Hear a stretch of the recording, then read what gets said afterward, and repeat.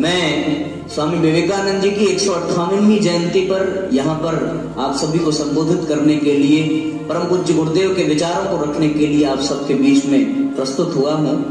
साथियों, अपनी बात को स्वामी जी के ही एक प्रसंग से प्रारंभ करता हूँ और उसके बाद हम लोग इस विषय को आगे बढ़ाएंगे।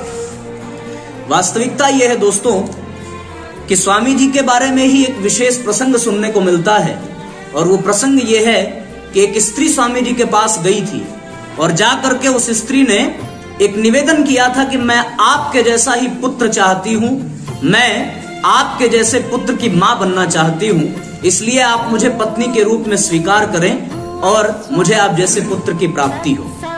विवेकानंद जी हाथ जोड़ते हुए बड़ी विनम्रता से कहा था कि यदि आप मेरी पत्नी बनेंगी तो संभव है कि आपको पुत्र के लिए इंतजार करना पड़े, लेकिन यदि आप हमें पुत्र मान लेती हैं और मैं आपको इस क्षण मां मानने के लिए तैयार हूं, यदि आपने मुझे पुत्र के रूप में स्वीकार किया तो विवेकानंद जैसा पुत्र आपको अभी इस क्षण मिल जाएगा।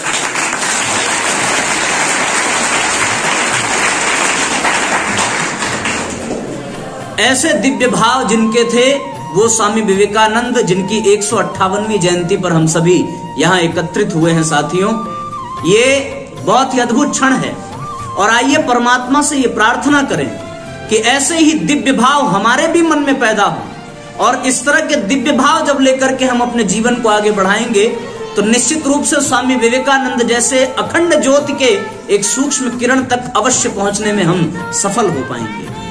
आइए इन्हीं दिव्य भावनाओं का कामना करते हुए, दिव्य भावनाओं की याचना करते हुए माँ गायत्री के उस दिव्य मंत्र का उच्चारण करें जिसके माध्यम से हम सबके जीवन में वो दिव्य भाव उतरता है, और उसके बाद हम लोग इस कार्यक्रम का शुभारंभ करेंगे। एक साथ अपनी कमर को सीधा करके बैठे, दोनों हाथों को अपनी गोद में रखें, बाएं हाथ को नीचे रखें और दाहिने हाथ को ऊपर रखें, नेत्र को बंद करें और उस सविता का ध्यान करें जिसके प्रकाश से, जिसकी ऊर्जा से पूरा विश्व प्रकाशित होता है। भगवान से प्रार्थना करें कि हम सबके भी जीवन में वो दिव्य भाव अवतरित हो जो विवेकानंद जी के जीवन में आया था, और हम भी अपने यौवन को सार्थक बना सके। इन्हीं भावनाओं के साथ श्वास को भीतर खींचें और लंबी ओंकार ध्वनि के साथ एक स्वर में गायत्री महामंत्र का उच्चारण करें।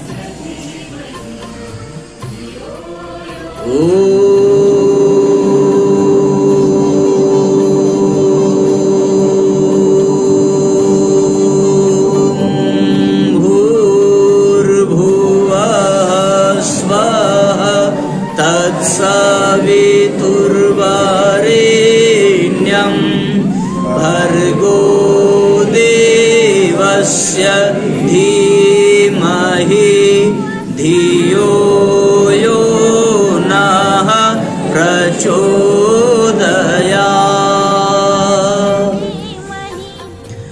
यहाँ पर उपस्थित आपके विद्यालय के आदरणीय प्राचार्य सर, यहाँ पर उपस्थित आप सबको ज्ञान प्रदान करने वाले आदरणीय शिक्षकगण, और स्वामी विवेकानंद जैसे यौवन को धारण करने का सपना लेकर के यहाँ बैठने वाले हमारे सभी आत्मीय युवा भाइयों एवं बहनों। साथियों, आज का दिन बहुत ही महत्वपूर्ण है।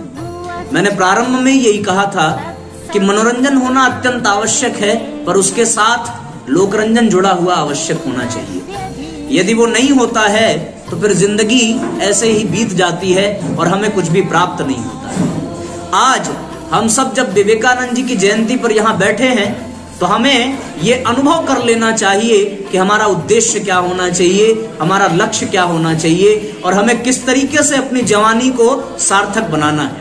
हम लोग साथियों उस देश में पैदा हुए हैं जहां पर मात्र 16 वर्ष की उम्र में अभिमन्यु ने इतिहास रच दिया था। हम लोग उस देश की धरती पर पैदा हुए हैं जहां मात्र 32 वर्ष की उम्र में विवेकानंद जी ने पूरी दुनिया में हिंदू संस्कृति का झंडा। और आज के समय में साथियों, क्या हमारा भी जीवन यूं ही गुजर जाएगा? तो हम सबको लानत है, हम सबको विचार करने की आवश्यकता है। जिस देश में 23 वर्ष की उम्र में भगत सिंह जी फांसी पर चढ़ जाते हैं साथियों, उस देश में यदि हम 23 वर्ष में शराब और गुटखे के चंगुल में फंस जाएं तो ये जीवन बल्कि ना मिला होता तो वो ज्यादा अच्छा है। मूल विषय में प्रवेश करने से पहले मैं आप सबसे एक विनम्र प्रार्थना करूंगा कि जब साधनों की कमी हो तो हमें कुछ समझौता करना पड़ता है। आप देख रहे हैं बिजली जा चुकी है, हम लोग साउंड सिस्टम का प्रयोग नहीं कर सकते, और इसलिए जब आप बीच बीच में तालियां बजाएंगे तो बेवजह 1-2 सेकंड ही समय पर वो नष्ट अवश्य होगा। यहाँ पर कोई प्रदर्शन नहीं चल रहा है, कोई हम यहाँ पर खेल नहीं दिखा रहे हैं। आपकी भावना का मैं सम्मान करता हूँ, पर यहाँ तालियों से अधिक आवश्यक है जिन बातों को मैं बताने जा रहा हूँ उनको गंभीरता पूर्वक ग्रहण करना। इसलिए मैं आपसे उम्मीद करता हूँ और प्रार्थना भी करता हूँ कि आप तालियां बजाना छोड़ करके इन बातों को ध्यान पूर्वक सुने। तालियों की आवश्यकता साथियों उन्हें होती है जिन्हें नाम कमाना हो, जिन्हें प्रदर्शन करना हो। हम यहाँ पर एक डाकिये की तरह से, एक संदेश वाहक की तरह से बस अपने गुरु और विवेकानंद जी का संदेश लेकर के आपके बीच में आए हैं। आपकी तालियां नहीं भी बजेंगी तो भी न हमारे उत्साह में कोई कमी होने वाली है और ना ही उद्देश्य में कोई कमी होने वाली है। इसलिए आपसे निवेदन है कि अब गहराई पूर्वक थोड़ी देर के लिए हम लोग इस विषय पर चलें जिस उद्देश्य के लिए यहाँ पर बैठे हैं। अभी तक जितने भी कार्यक्रम यहाँ इस मंच से हुए हैं वो सब के सब सिर्फ इसलिए हुए कि आपके बीच में एक सुयोग्य वातावरण तैयार किया जाए जिससे कि आप सभी का मन एकाग्रचित्त होकर के यहाँ पर बैठ सकें और हम लोग इस कार्यक्रम का लाभ प्राप्त कर सकें। आप देख रहे हैं पीछे मंच पे बैनर लगा हुआ है और इस बैनर पे एक विषय दिया हुआ है। वो विषय साथियों कुछ और नहीं है बल्कि यही है, युवा चेतना में, युवाओं में भाव संवेदना का जागरण होना चाहिए। साथियों इस विषय पर हम लोग चलें उसके पूर्व मैं आपको एक छोटी सी कहानी बताना चाहूंगा। हम लोग कुछ दिन पहले स्वाध्याय में ही पढ़ रहे थे कि बंगाल के एक बहुत विख्यात निमाई हुआ करते थे। उनकी एक कहानी याद आती है कि उनको समस्त शास्त्रों का ज्ञान था, प्रकांड विद्वान थे। हाल ही में उन्होंने काशी के पंडित को, क्षमा करिएगा, कश्मीर के पंडित को शास्त्रार्थ में हराया था और उनकी चर्चा बहुत दूर दूर तक चल रही थी। वो एक जगह पहुंचे और वहां उनसे पहले उनकी कीर्ति, उनका यश पहुंचा, चारों तरफ उनकी चर्चा हो रही थी। वहीं पर एक संत रहते थे, ईश्वर चंद नाम के, ईश्वरपुरी नाम के एक संत थे और उन संत के भी कान में ये खबर गई कि एक बहुत ही प्रकांड विद्वान और प्रतिभावान व्यक्ति इस धरती पर आ रहा है जिसने अपने शास्त्रार्थ से, अपनी वाक्पटुता से, अपनी प्रतिभा से, अपने ज्ञान से अच्छे अच्छों को पछाड़ा है। उनके मन में एक भाव जगा कि जब ये देश गुलाम होने की स्थिति में है, जब यहाँ पर मुस्लिम समुदाय के, मुस्लिम वर्ग के लोगों ने कुशासन किया है, जब ये देश अपनी स्वतंत्रता को खो चुका है, तब क्या ये प्रतिभा सिर्फ शास्त्रार्थ के लिए काम आनी चाहिए? क्या ये प्रतिभा सिर्फ वाक्पटुता के लिए काम आनी चाहिए? क्या ये प्रतिभा सिर्फ ज्ञान का प्रदर्शन करने के लिए काम आना चाहिए? उन्होंने गहराई से चिंतन किया साथियों, और चिंतन करने के बाद ये पाया कि यदि ये दिव्य प्रतिभा संवेदना से जुड़ जाए तो वास्तव में इस धरती पर स्वर्ग आ जाए। उन्होंने यही विचार किया और ये विचार करके वो प्रस्थान कर गए अपने स्थान से। वो बंगाल के उस निमाई के पास पहुंचे। वहां पर पहुंच करके उनकी मुलाकात हुई। उन्होंने उस नवयुवक से पूछा कि आप जो शास्त्रार्थ की बड़ी बड़ी बातें कर रहे हैं, उन्होंने उसको आपने पढ़ा है? क्या वो सभी बातें आपने अनुभव भी की है? यदि अनुभव की है तो सिर्फ आपकी प्रतिभा शास्त्रार्थ के लिए नहीं होनी चाहिए। वो व्यक्ति, वो नवयुवक जो अभी तक सबको चुप करा चुका था साथियों, आज वो स्वयं चुप हो गया क्योंकि उसके सामने एक ऐसा प्रश्न आ गया था जिसका उत्तर उसके ज्ञान के पास नहीं था। इस प्रश्न का उत्तर उनके पास नहीं था कि क्या आपने उसे सिर्फ पढ़ा है या आपने उसको अनुभव किया है। साथियों बात यहीं पर आकर के लड़ जाती है। यहां पर हम सब लोगों ने प्रतिभा का दर्शन किया। कुछ ने अपनी प्रतिभा का वाक्पटुता के माध्यम से प्रदर्शन किया, कुछ ने अपनी प्रतिभा का संगीत के माध्यम से प्रदर्शन किया। यहाँ पर बैठा हुआ हर एक युवा कुछ न कुछ प्रतिभा लेकर के ही बैठा है। यदि वो प्रतिभा न होती तो शायद आप डिग्री कॉलेज के छात्र न होते।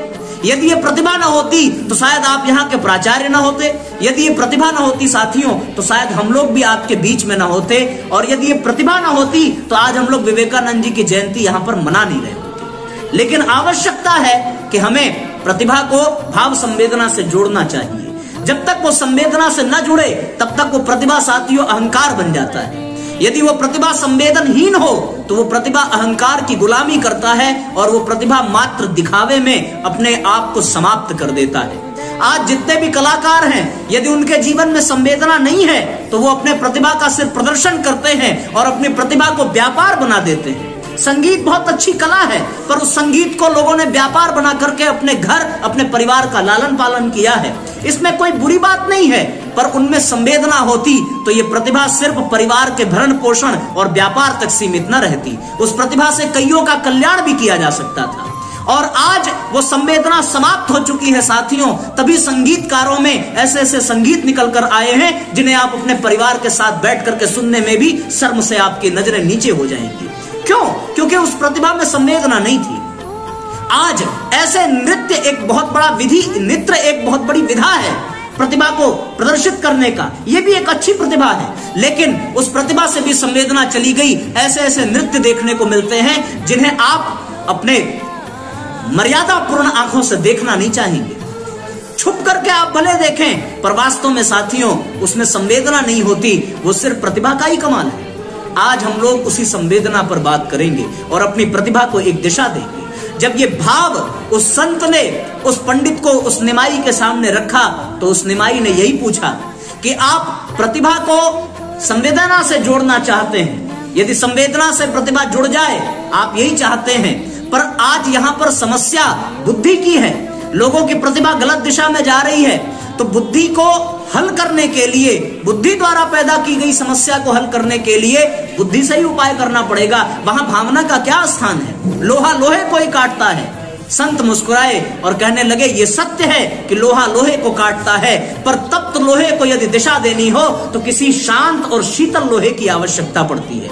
यदि प्रतिभा तप्त लोहा है, यदि प्रतिभा तपती हुई अग्नि है, तो संवेदना शालीनता है, संवेदना शीतलता है। संवेदना में वो ताकत है कि तपती हुई प्रतिभा को वो दिशा दे सकती है। और यदि संवेदना ना जुड़े तो वो प्रतिभा सिर्फ और सिर्फ जलाने और अपना स्वार्थ पूरा करने में ही नष्ट हो जाती है।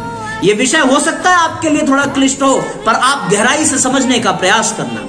मैं आपको विवेकानंद जी के उस प्रसंग की ओर आकृष्ट करना चाहता हूं। जब विवेकानंद जी के गुरु का देहांत हुआ, उन्होंने शरीर छोड़ा, तो विवेकानंद जी ने सन्यासी धर्म धारण किया। और साथियों, आपको विश्वास नहीं होगा, वो बहुत पढ़े लिखे और बहुत ज्ञानवान पुरुष थे। यदि वो चाहते तो बहुत अव्वल दर्जे की नौकरी करते और अपने परिवार का भरण पोषण करते। उन्हें कोई आवश्यकता नहीं थी सन्यासी बनने की।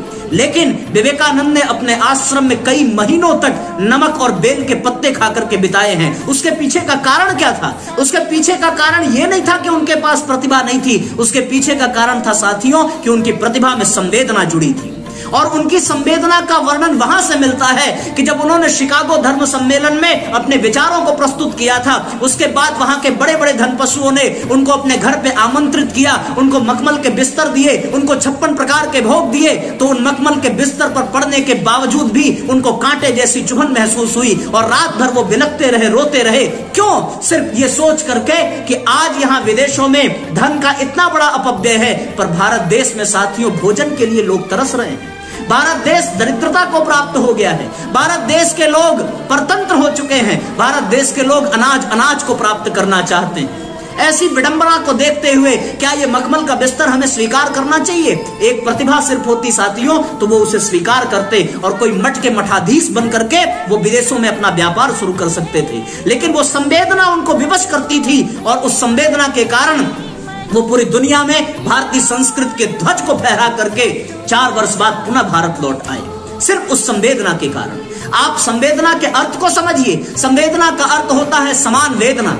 ये संवेदना ही थी जब उनके गुरु रामकृष्ण बीमार होकर के, कैंसर से पीड़ित होकर के उल्टी और दस्त किया करते थे, तो स्वामी विवेकानंद अपनी संवेदना के कारण उनको अपने हाथों से पोंछा करते थे, अपने हाथों से साफ करते थे। आपको यह प्रसंग अतिशयोक्ति नहीं लगना चाहिए, क्योंकि इस बात का प्रमाण मिलता है साथियों शास्त्र विवेकानंद के साहित्यों में कि एक व्यक्ति रामकृष्ण परमहंस की उल्टी करने पर नाक मुंह सिकोड़ने लगा। विवेकानंद की संवेदना कि गुरु के शरीर से निकला हुआ वो वमन भी अमृत है, ये श्रद्धा थी, ये संवेदना थी। और उस व्यक्ति के भाव को मिटाने के लिए उन्होंने अपने गुरु के उस वमन को भी अपने शरीर में धारण किया। ये संवेदना का ही कमाल था साथियों।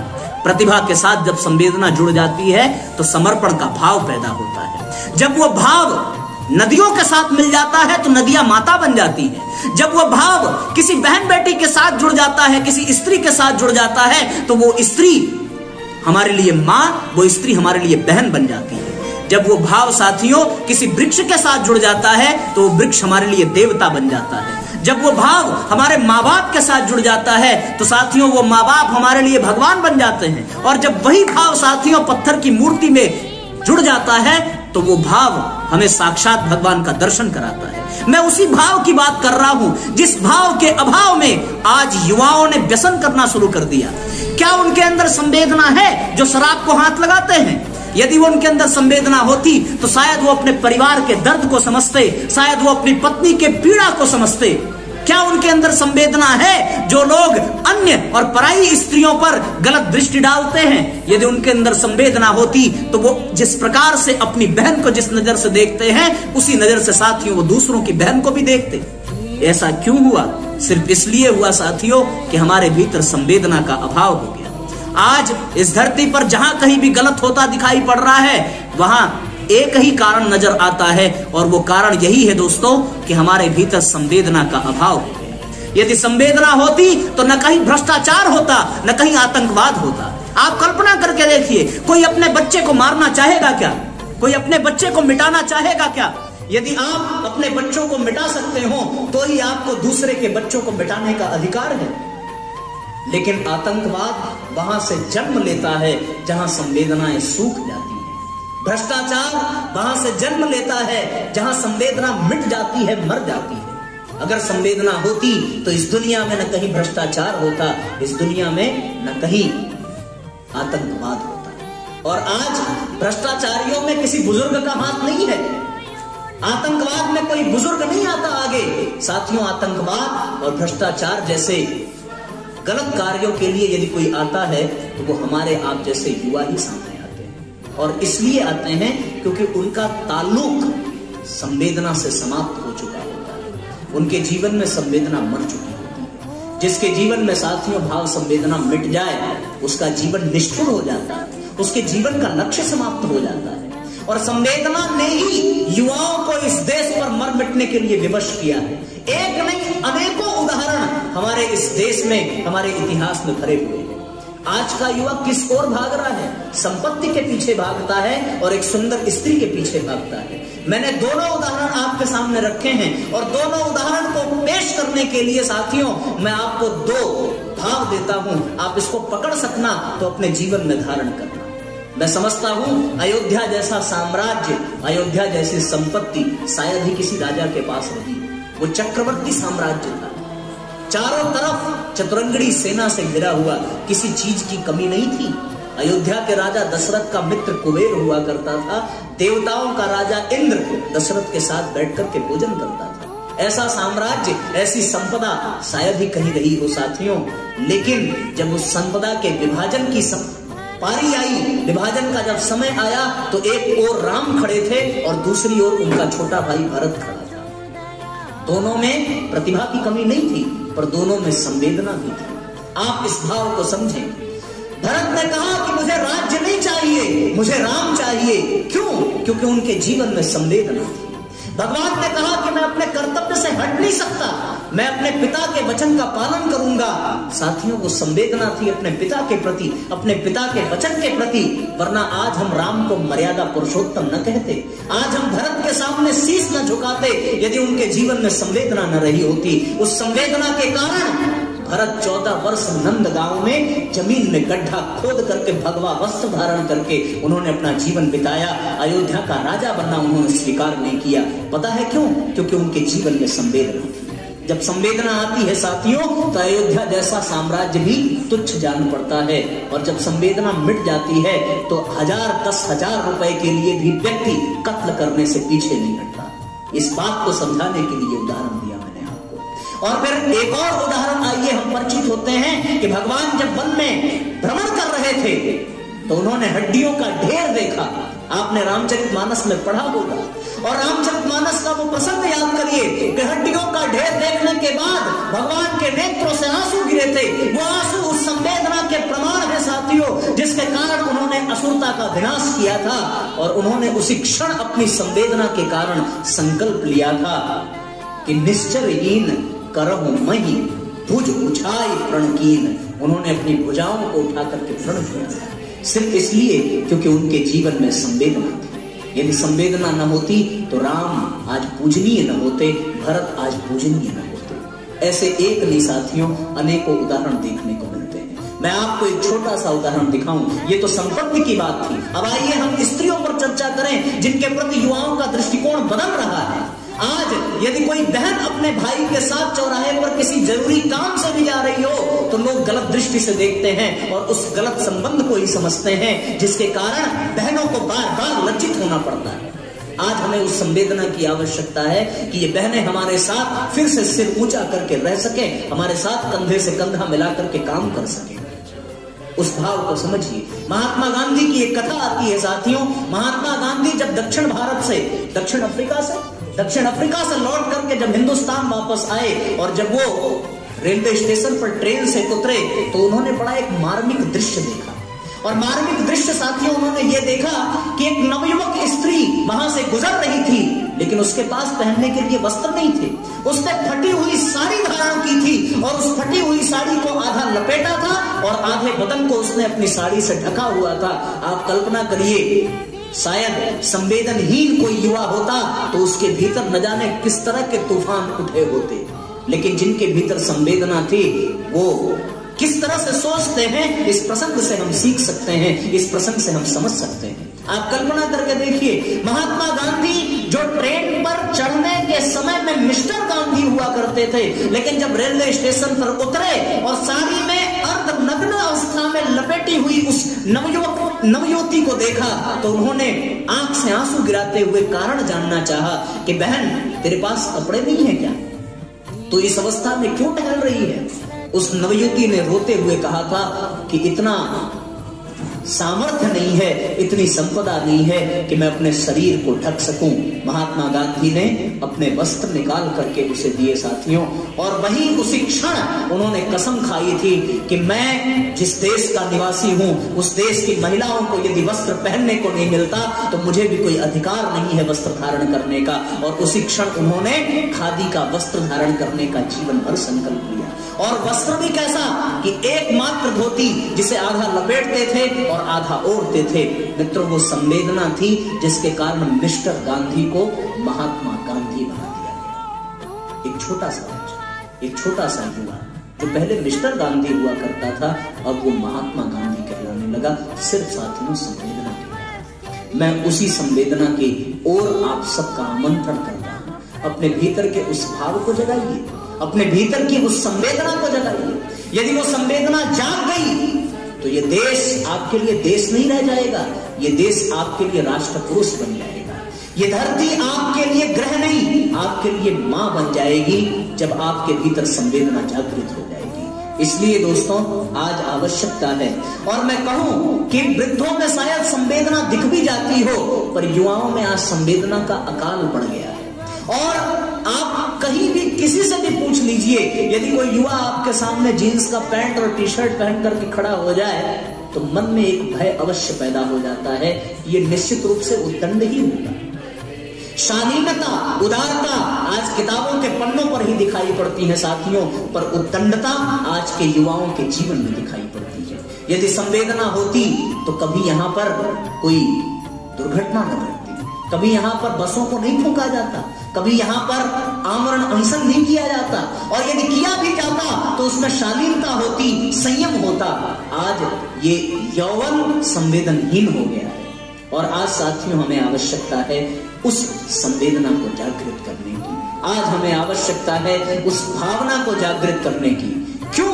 क्योंकि ये शास्त्रों में भी कहा गया है, जो जैसा सोचता है वैसा ही करता है और वैसा ही बन जाता है। कर्म का नियंत्रण आपके विचारों से होता है, इसे आपको स्वीकार करना चाहिए और करना पड़ेगा। ये वैज्ञानिकों ने भी सिद्ध कर दिया है कि आप कोई भी कार्य करने जाते हैं उसके पूर्व आप विचार करते हैं, विचार से ही आपके कर्म की उत्पत्ति होती है। लेकिन विचार की उत्पत्ति कहां से होती है, विचार कहां से जन्म लेता है, और विचार का नियंत्रण कहां से होता है? तो साथियों एक ही बात निकल करके आती है कि विचार का नियंत्रण भावनाओं से होता है। जिसकी भावना जैसी होती है उसके विचार वैसे होते हैं, और जिसके विचार जैसे होते हैं साथियों उसके कार्य वैसे होते हैं।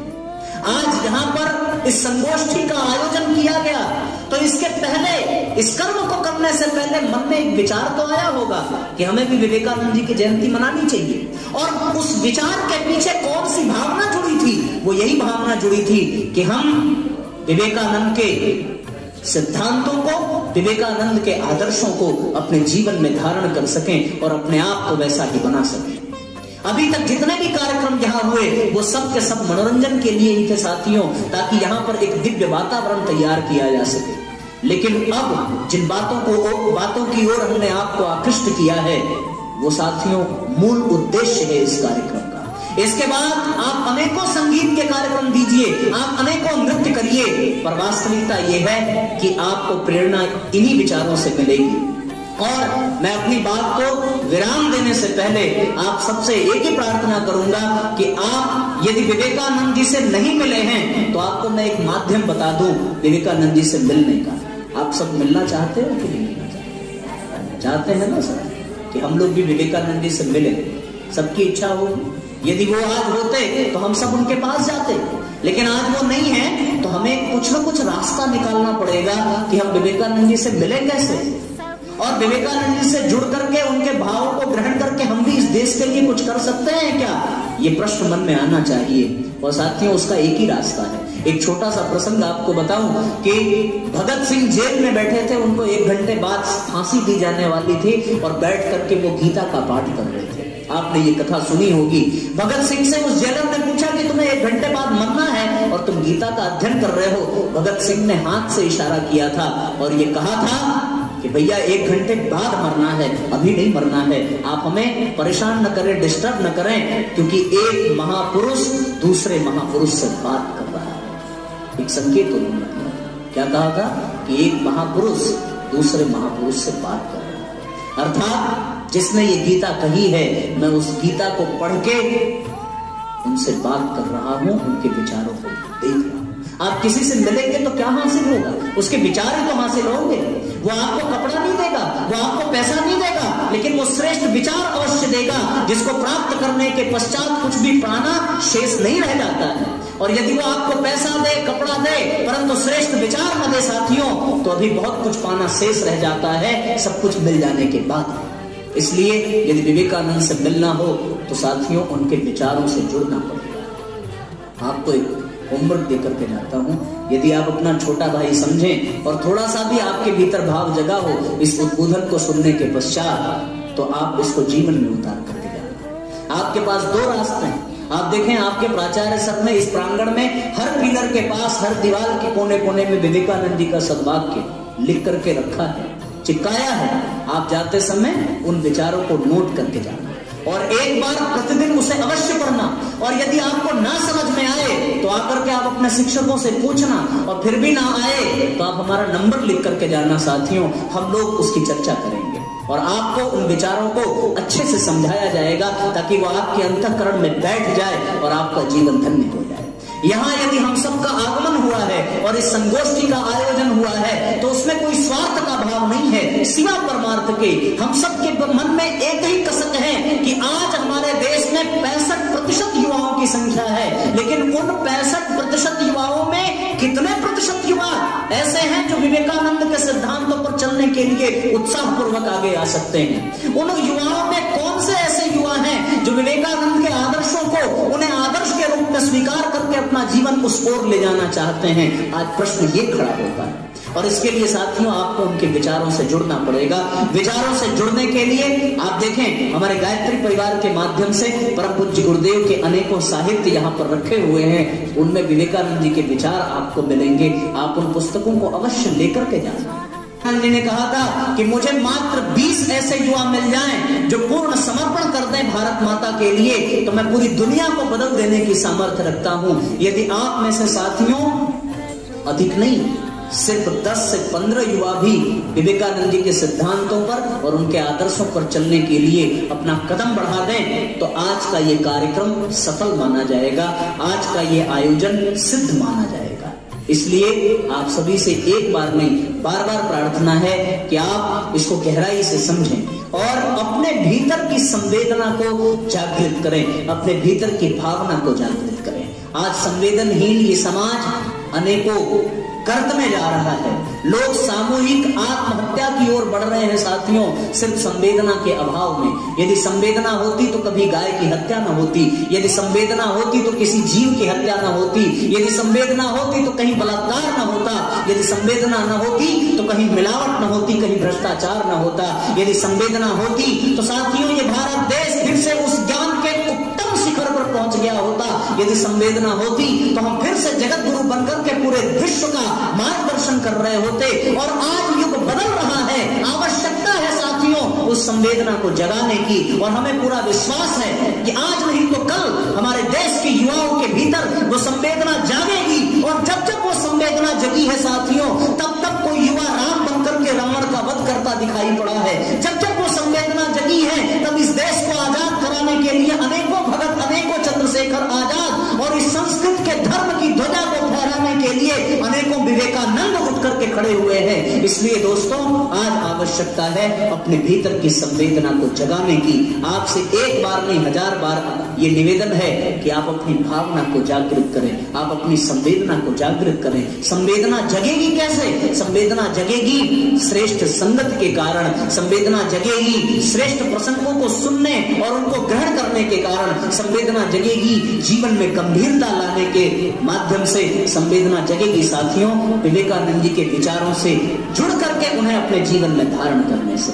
मैं इन्हीं बातों के साथ अपनी वाणी को विराम देता हूं और आप सबसे ये पुनः प्रार्थना, अपने भीतर की संवेदना को जगाइए, अपने भीतर की भावना को जगाइए, जगा करके इस देश को फिर से एक नया मुकाम दीजिए, फिर से एक नई पहचान दीजिए। और वो संवेदना आप सबके भीतर विद्यमान है, उसे जगाने की आवश्यकता है, उसको एक दिशा देने की आवश्यकता है। आप सभी को राष्ट्रीय युवा दिवस की ढेर सारी शुभकामनाएं, विवेकानंद जी की जयंती की ढेर सारी शुभकामनाएं। अगले वर्ष यदि संभव रहा और संजोग बना तो हम इस कार्यक्रम को आपके ही विद्यालय में बहुत अच्छे तरीके से पुनः आयोजित करेंगे और आपके सबके सहयोग के माध्यम से इसे एक नई ऊंचाई तक ले जाएंगे।